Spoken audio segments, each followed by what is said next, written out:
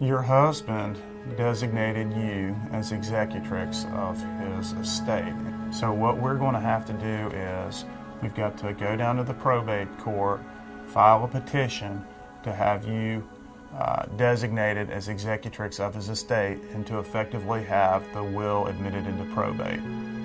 Why is it necessary that I come to you and that we have to go through the courts? I thought my husband has a will. I thought that was all that was necessary. Unfortunately, it is necessary, regardless of whether or not your husband had a will or didn't have a will. In your particular case, your husband did have a will. The probate process is necessary because that's how the courts oversee the distribution process, and you're not technically the executrix of the estate until the court has ordered that you are the executrix of the estate and issued letters of administration to you, which in turn give you the authority to go out and to distribute the property pursuant to your husband's intentions. I know it's a frustrating process. Yes.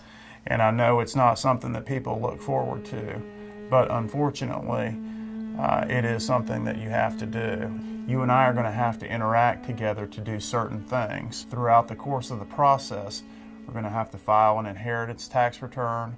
We're going to have to get a waiver from TennCare from the state and return that to the court to make sure that they're not owed any money.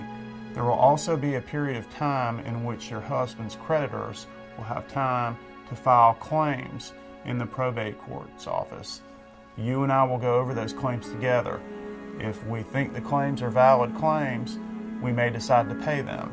If we think they're invalid claims, we'll file what's called an exception to the claim in the probate court clerk's office and either attempt to resolve the matter with the creditor or submit it to the judge for her to decide.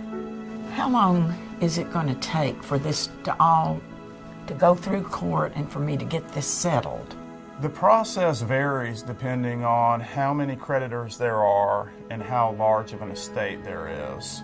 The larger the estate, typically the longer the matter takes to resolve. A lot of times there could be situations that arise where other family members come up out of the blue with a different document that purports to be the will. Then you get in a situation where you're not sure which will is the original will. You're not sure which one governs. So the court sort of provides structure to beneficiaries, to family members, and sort of oversees the administration process.